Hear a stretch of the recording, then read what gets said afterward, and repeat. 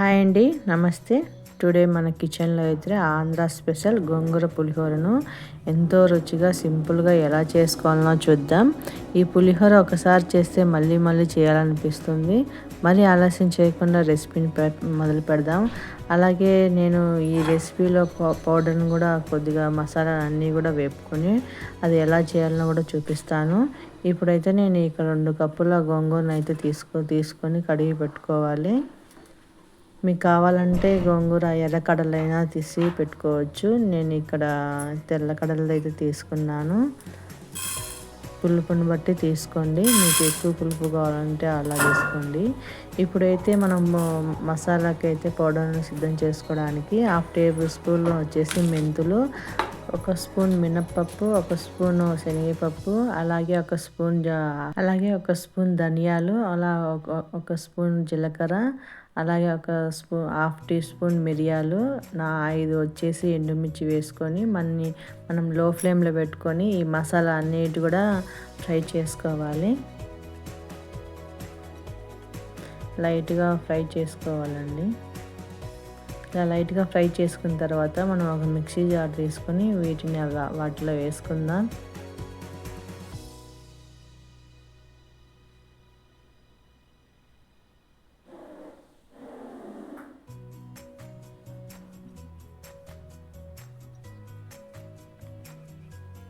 ఇలా గ్రైండ్ చేసి పెట్టుకుందాం.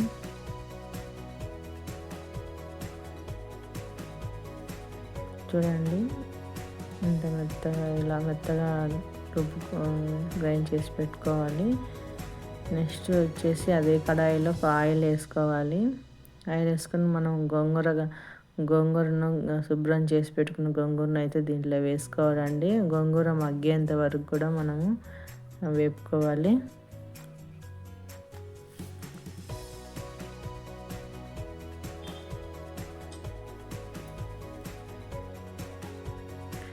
అలాగే దీంట్లో ఒక చిన్న నిమ్మకాయ సైజ్ అంత చింతపండు కూడా వేసుకోవాలండి.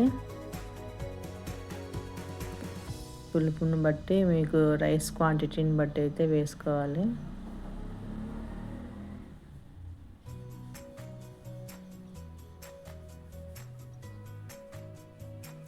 6-8 నిమిషాలు కలుపుతూ గోంగూరలో నీరు పూర్తిగా ఆవిరై మెత్తగా మారుతుంది. మెత్తగా మారేంత వరకు మనం అయితే ఫ్రై చేసుకోవాలి.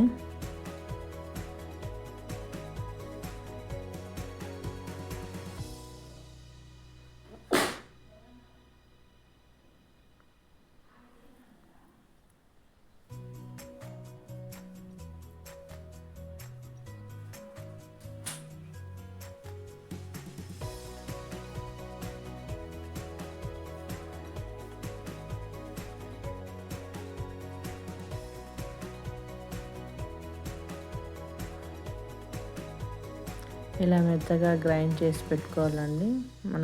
ఇప్పుడు మళ్ళీ అదే కడాయిలో మనము అయితే ఆయిల్ వేసుకోవాలి.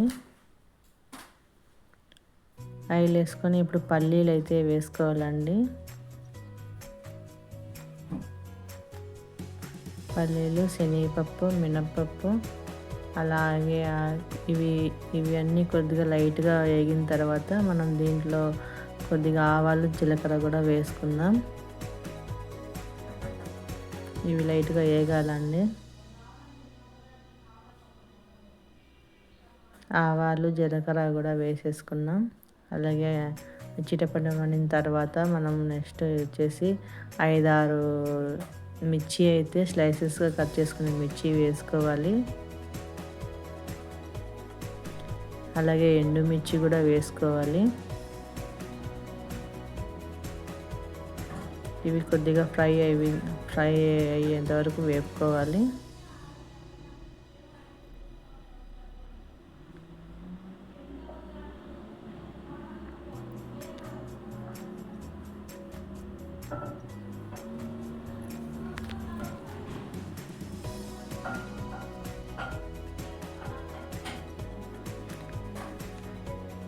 ఇప్పుడు కాస్త ఇంగు వేసి మంచి వాసన వచ్చేంత వరకు కూడా వేయించుకుందాం.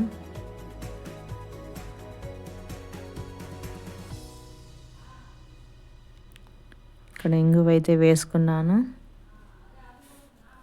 మంచి వాసన వచ్చేంత వరకు వేయించుకుందాం.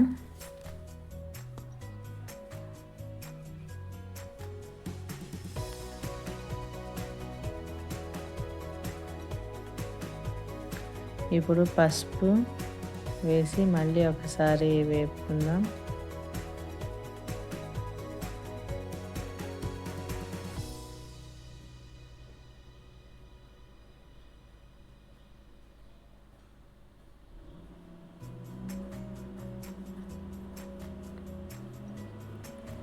అలాగే కరివేపాకు వేసుకోండి, ఫ్లేవర్ అనేది మంచిగా వస్తుంది ఇప్పుడు వేయడం వలన.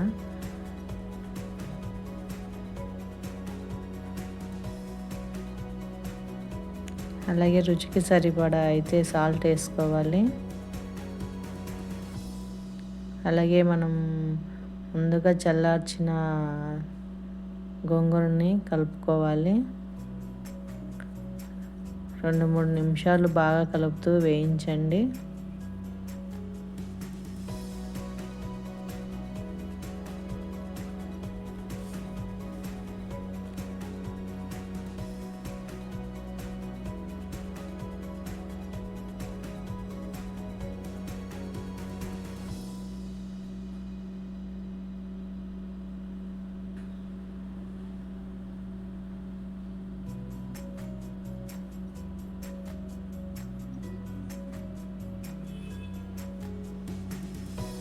ఇక్కడైతే నేను సాల్ట్ వేసుకుంటున్నాను కొద్దిగా.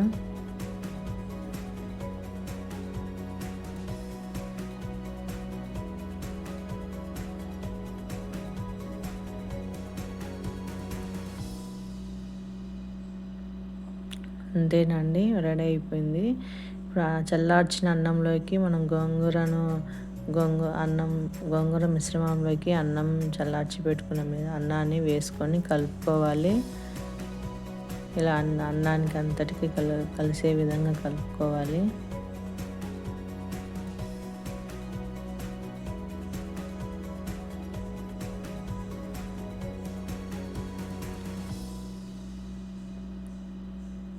అలాగే మనం ముందుగా గ్రైండ్ చేసుకున్న పౌడర్ని అయితే వేసుకోవాలండి. ఇక్కడైతే మీకు రైస్ క్వాంటిటీని బట్టి వేసుకోండి.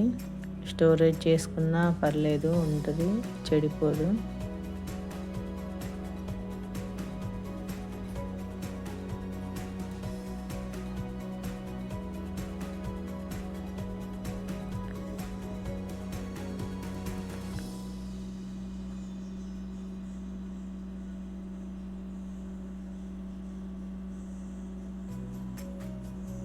ఒకవేళ మీకు పులుపు తక్కువ అనిపిస్తే కనుక ఒక లెమన్ జ్యూస్ నీటిలో వేసుకోవచ్చండి. అంతే అండి, ఎంతో గుమ్మగుమ్మలాడే రుచికరమైన గోంగూర పులిహోర సిద్ధం అండి. ఈ పులిహోరను పెరుగు, అప్పడం లేదా ఆలుగడ్డ వేపుతో తింటే మరింత రుచిగా ఉంటుంది. ఈ రెసిపీ కనుక మీకు నచ్చినట్టయితే వీడియోకి లైక్ చేయండి, అలాగే షేర్ చేయండి. మరిన్ని ఇలాంటివి సాంప్రదాయ వంటల కోసం మన ఛానల్ సబ్స్క్రైబ్ చేసుకోండి, బెల్ ఐకాన్ నొక్కండి. థ్యాంక్ యూ అండి.